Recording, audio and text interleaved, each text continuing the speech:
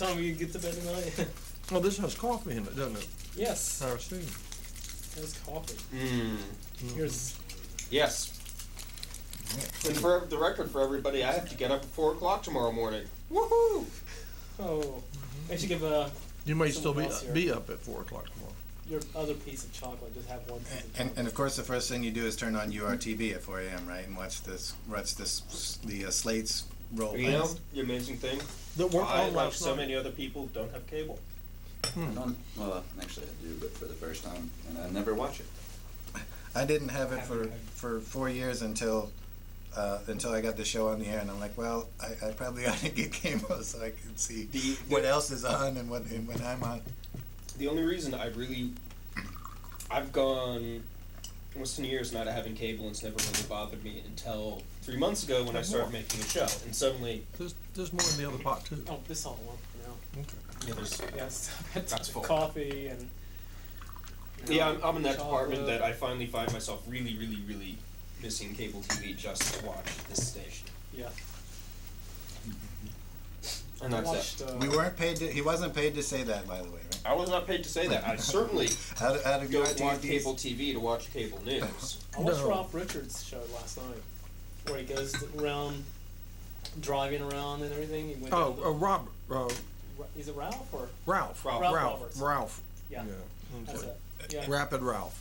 Rapid Ralph. Ralph. Going Ralph. through, This is one where he says whatever he wants to over pictures of whatever he wants to. He's driving, They drive. Oh, he drives. Uh-huh. and he's just talking That's all part about of what's it. going on. Maybe you're thinking of Casey Waters. Yeah, That's, I've seen bits and pieces of that too. Casey Waters and I have been going up on the Parkway to look for flying saucers at the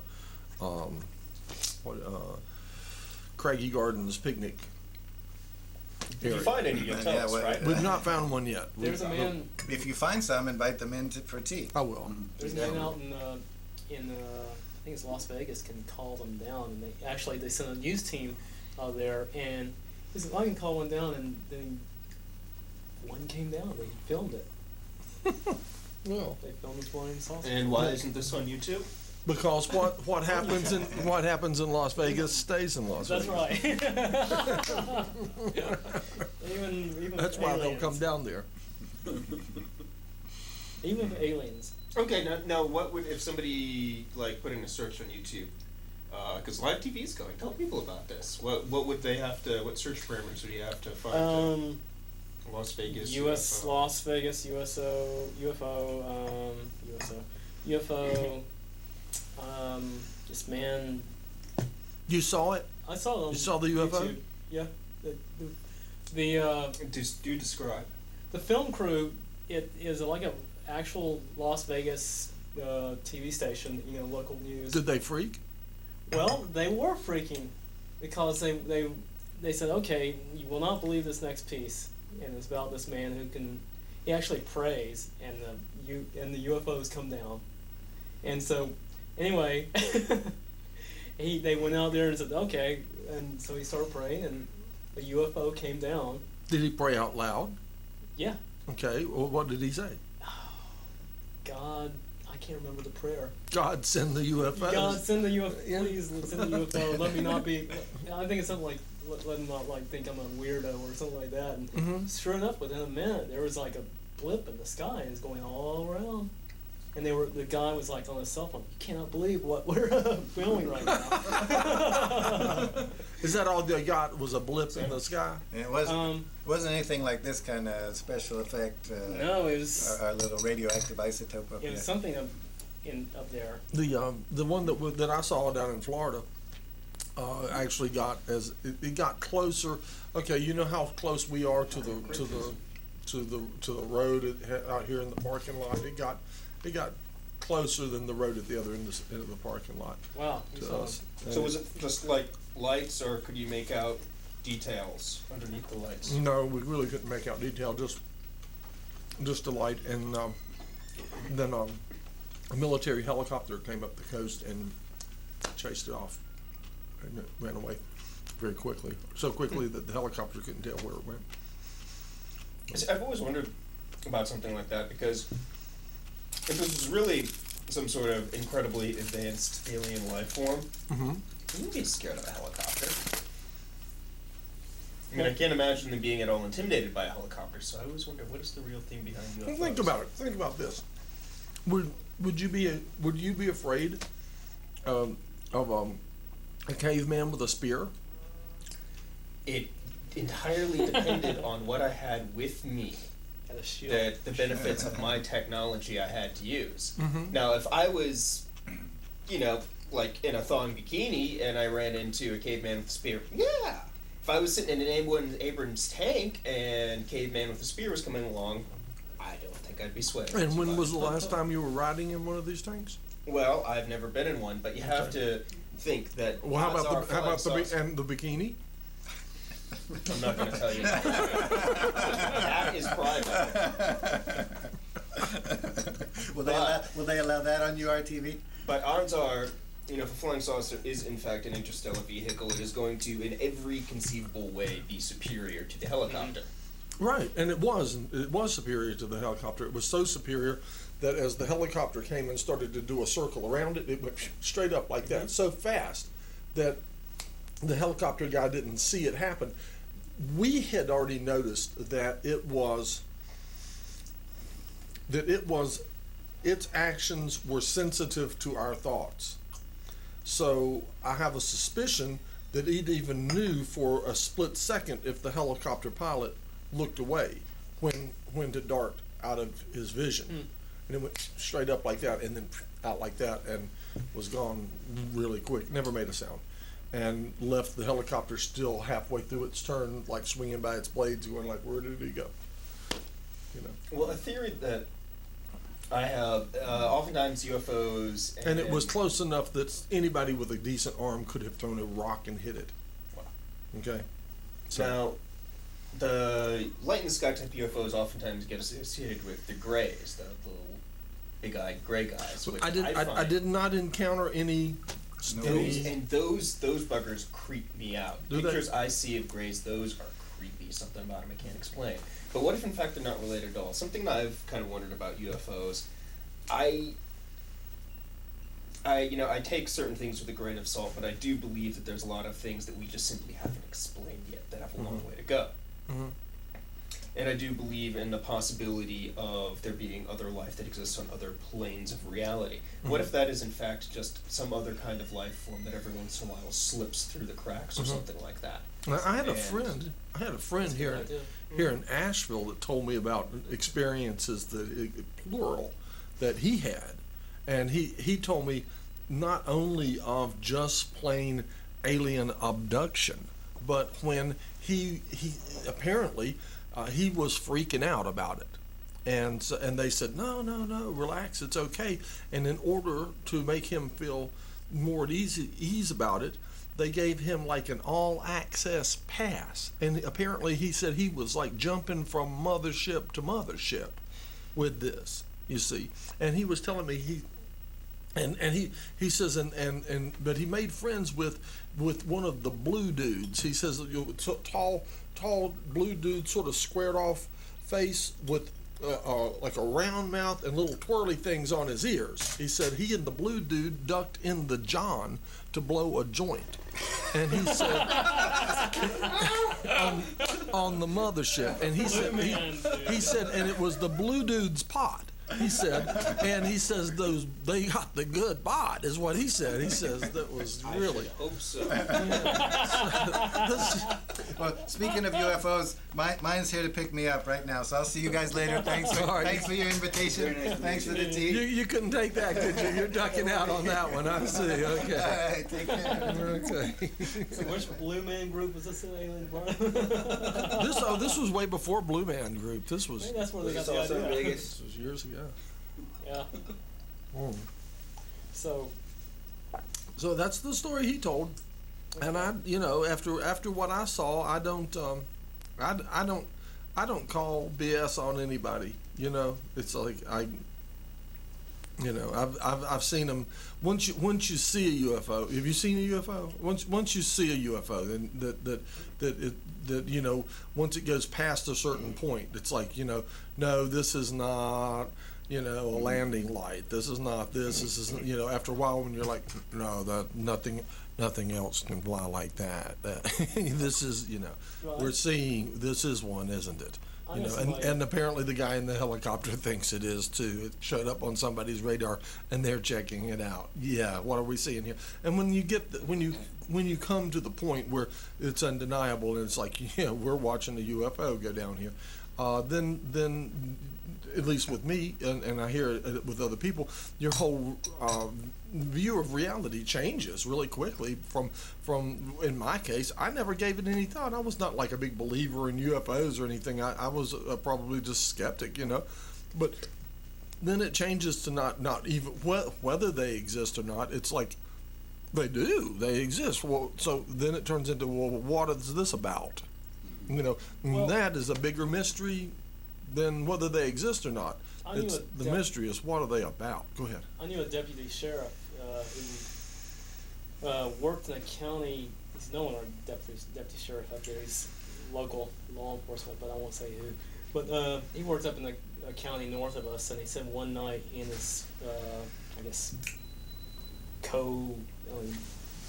buddy or whatever who rides along with him. Partner? Yeah, partner. That's it. Partner. Yeah, that's it. Anyway, they were got a call. There were strange lights up on a mountain, and they went up toward there and said all of a sudden their car was just bathed in this light. Like, where did this come from? What is this? And just as soon as it came, it was gone, and they couldn't explain it. And you know, they went up there. There was no sign of anything, and it was just the strangest thing, he said. So. Let me have some from the big pot now, may I? Do you mind me, like, ordering you to do my thing? I thought you didn't, or I probably wouldn't do it if I thought you mind. Say what? That's he good. said there was like Thank strange things up in the air, in the mountains. I probably should boil more water now, shouldn't I? I saw one time Because I know our Salem Lake near Winston-Salem. Did you? Tell us about it. Tell us the story. Well, I was just out there, just hanging out at night on the bank by the lake, and I saw something kind of shoot through the sky, and then it kind of stopped and went back the same direction it just came from, but extremely fast. And I don't know of anything that could do that. Wow. And I don't know. I still don't know what it was. But completely unexpected. Interesting. Well, they did find that planet recently. They said it might be habitable. Which one? How many light years did you read it? No, it was like, I don't know if John heard about it. How's the tea? Did you hear about the planet they found as like Earth-like? Or potentially Earth-like? Within the last couple of days? No. That sounds like a report to get. It's in a galaxy far, far away. No doubt, aren't they all? And it's the same size as the Earth. It's orbiting like a Similar sun. similar sun. star. So it At could- about the same distance. about the same distance, and it could be life there. And so, you know, who knows? Maybe this is where all. Does it this- have a moon? Do we know this? That might be a little bit to be able to figure out. Don't know. Yeah. Our moon is very important to our. One thing that moves the oceans. It does. It moves the oceans. It protects our planet, and it sets up our cycles, and so there's a lot of moon involvement in the changing of our atmosphere and stuff into what we are. I'm deathly curious about, and I hold out that this is something that they could confirm or deny within my lifetime, is whether or not there was ever life on Mars. Because it's entirely possible that since Mars is utterly, totally dead in that there is no electromagnetic field and it is geologically stable. Its core is cooled. It's dead now as a world. Science fiction movies where you see them terraform Mars, it's not possible. Perhaps Martian it's Chronicles. Well, there's perhaps theoretically, if there it's was life there, it's possible that some sort of bacterial life form or something like that may in fact still be kicking. But in terms of anything complex or advanced, then its day would be long past. But I'm curious as to whether or not there would have been life there hundreds of millions of years ago or something like that, because Mars cooled faster than the Earth, so it's possible that the circumstances for it being favorable to life happened there a lot sooner than Earth, because it's smaller and therefore cooled faster. And I hold out hope. Right. It would be both fascinating to find out that there was life there half a billion years ago or a billion years ago or something like that, and also a little bit sad and terrifying because you realize you're looking at a world that wound down and stopped, at which point, you know, you realize that we will do the same. Yeah. Right. I mean, you sort of understand that anyway, but that sort of in your no thank you. Can't give that stuff away. Can't give it away. It's pretty. Can't give it away. Anybody in the audience want? It's got a kick to it. Well, we may save it. You know, we may have another guest or something. Let's see how we're doing on time. You know, Another thing they're theorizing too is that everything in the universe is getting farther apart, which means we have a limited amount of time to actually get up and actually leave and find something before everything stretches so far apart that it travel's impossible. So, well, I hold out hope that, considering the scope of time that everything is slowly drifting apart compared to the period of time that we have available, are two very different things. You know, on a millions of years scale as opposed to over many centuries it'll take us to finally get around to that. And I do think we're looking at centuries at this point. I don't think we're gonna be developing faster than light travel that would be reliable within the next 100 years or so. Also, we're creating a large amount of space debris around the Earth, which is going to make it harder to travel. The more junk that's spinning around the Earth, I saw that picture. Effectively, if we don't do anything about it or let it continue to happen, then we won't be able to leave, period. Because, you know, once something is moving in space at a certain speed, nothing slows it down. yes, and in our So, you know, one little bolt going, you know, could hit a spaceship and just pierce straight through it. Then it's gone. Well, that's that much more impetus and motivation to create deflector fields. That's what I was too. going to say. Force shields. Yeah. Force shields.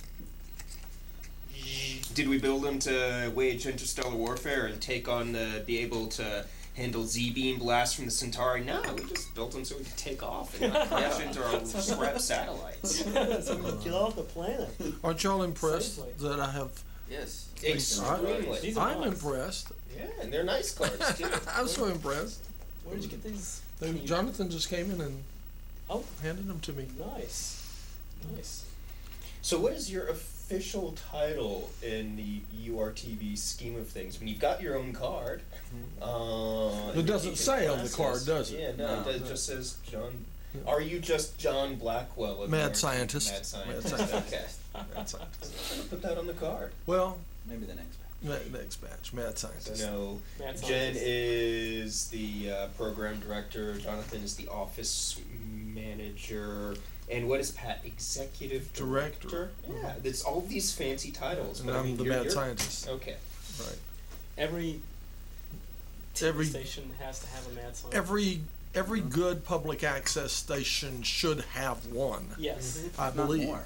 Yeah, but come and take my classes and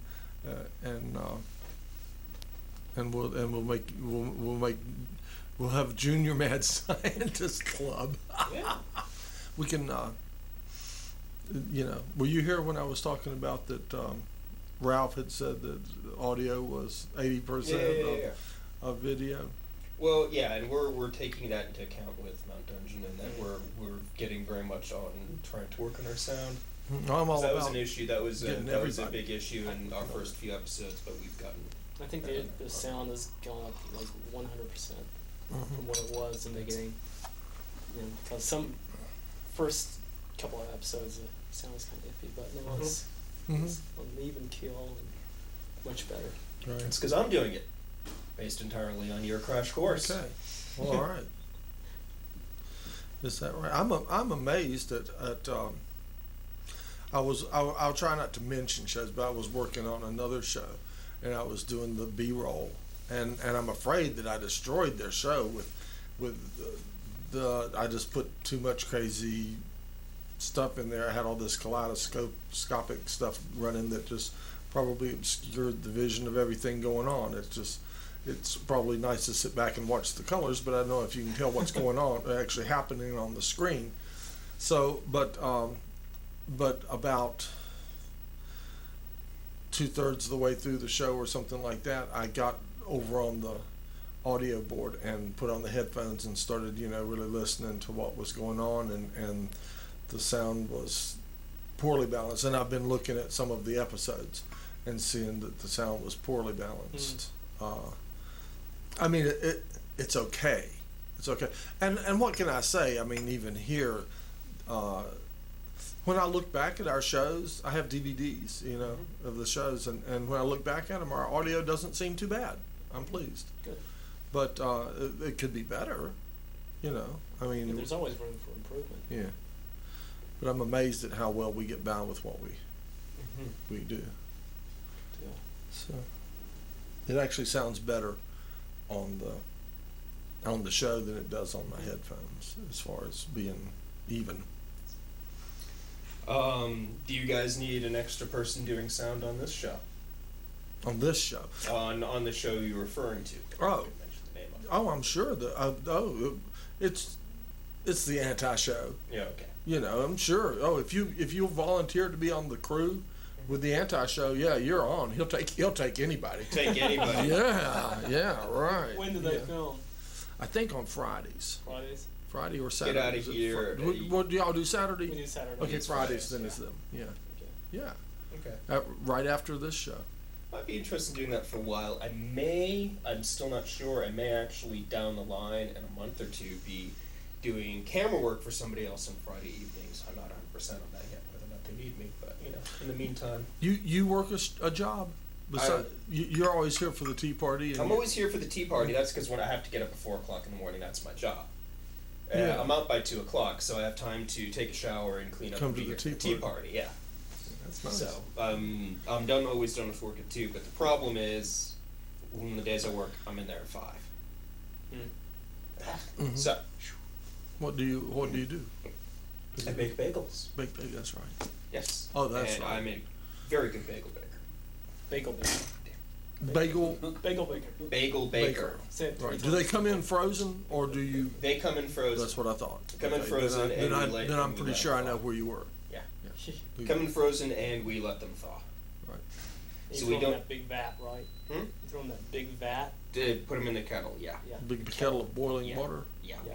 Definitely don't put them in there frozen. Bad results. Oh, really? They need time to thaw. No, Oh. no, they do not go in that frozen. You will not get a good That won't bagel. work. Yeah. I That don't would know not anything about work. bagels. I mean, even putting in I've tried it actually experimenting because I have done bagels on and off since the early '90s. Uh-huh. So You made some bad bagels. I've Frozen made some ones? bad bagels. I would think that if they're frozen at all inside, that's no. Bad, don't- bad. No bad. Yeah, it's not good. Ooh, No. It'd be like all mushy and. Yeah, bad. bad And even if you bagel. boil it long enough so that it becomes thawed all the way through, I mean, Mhm. you just a boiled piece of bread. It's more like a hard dumpling. It doesn't rise in the oven. It's Mhm. just Oh, they need All that right, all right, opportunity to sit after and those things get boiled, do they get baked at all? Oh, yeah. Okay, then thaw. they. Oh yeah. No, we don't just like here's your wet soppy piece of dough. No, we bake those suckers. Well, good. I'm glad. Yeah. It seems they should be baked. Yeah. have you ever made a bagel from scratch? I have. No. No. Nope. Here's the irony: is I can bake bagels. Don't ask me to make bread because Uh-huh. I've never in my Made life. dough. I've made. Dough. I restaurant I worked at years ago. I'd make biscuits every once in a while. I'd do the mix for that, and that was it. Hmm. And- Biscuits is different. Yeah, Not biscuits the is same. different. I think bagels must be a little closer to pizza dough. Yeah, it's pretty straightforward. Like More elastic. I've never mixed dough for bagels. I've never tried to form a ring or anything like that. I mean, Mhm. it's I did pastry one time, like cookies Mhm. and cupcakes, cakes, different things. It's a hard job. It's like you have to get up get up at 4 o'clock in the know. morning and be there at 5. And, Had a and roommate bakers that was are a generally underappreciated. Exactly. To be a baker requires a commitment. It really does. It does. And, Yeah. and a talent and hard work as well, you know. And if they're relative, and you tell somebody, well, I'm a baker, and they're like, you know, they're unimpressed, Yeah. Mm-hmm. you know. But that's as in good this as a town- butcher or a candlestick maker. You know? Yeah. And in this town, underpaid too. Mm-hmm. Really underpaid. That's what turned me against being a chef. I was started. Other towns will pay better than this. I Even have- for bagel bakers. Oh yeah. Yeah, I was making more money years ago doing it in Connecticut, but I had doing it in Connecticut, done it for years, and it was at the point where the guy that I was working for was kind of needing me so I could negotiate my price. I never did hear all about your UFO. You said you were at Salem Lake, which I know Salem Lake. Yes, I was just sitting out there. It was late at night, and I just saw something glowing in the sky, like going extremely fast, and it would stop and then change direction, and did that a few times, and then just went straight up and disappeared. And I'll bet it didn't make any noise. No, I didn't. Was it hear very close or was it far, far away? It was hard to tell. Okay. I hear people say that too. In the case of the thing we saw, we were pretty sure. Because all it was a light, and I couldn't tell how large it was. Right. But I've never seen anything that can move like that. Right. Not made by human beings. Anyway. Right. We had before the helicopter got there, we already had figured out that there were 5 of us, and then another one of our friends saw it from a different angle, and that's one of the reasons that we were able to like triangulate what we had seen, so that we were able to verify everything that we thought about distance and all, and we were all correct. But we had already pretty well figured out that it was a UFO before the helicopter showed up. That just clinched it for us, you know. Yes. But the first thing that one of the gang was saying, look at that out there. Look, what is that out there? A UFO or something, you know? And somebody said, oh, that's old so-and-so out there with his hang glider and a big old flashlight. He says, freaking out the boat people. This is because this thing would like hover and stuff, and so one person put forth that's old so-and-so with somebody he knew. He named a name with his hang glider and a big flashlight. He's out there freaking out the boat people, you know. And so you know, we didn't. So we all thought, oh well, that's old so-and-so out there with this, and we were watching it, you know. And after a while, we started saying, no, that's no hang glider even. No, that's not a hang glider and a big flashlight. No, that's not what it is. And then when we started saying, well, we were back to, and the other theory put forth had been a UFO. Well, maybe it is a UFO. And we were still just kind of joking. Well, maybe it is a UFO, you know, and it stopped sort of bouncing around and doing what it was doing, and it just sort of settled in, and it kind of like we were like getting little glints of light off of it, like at us.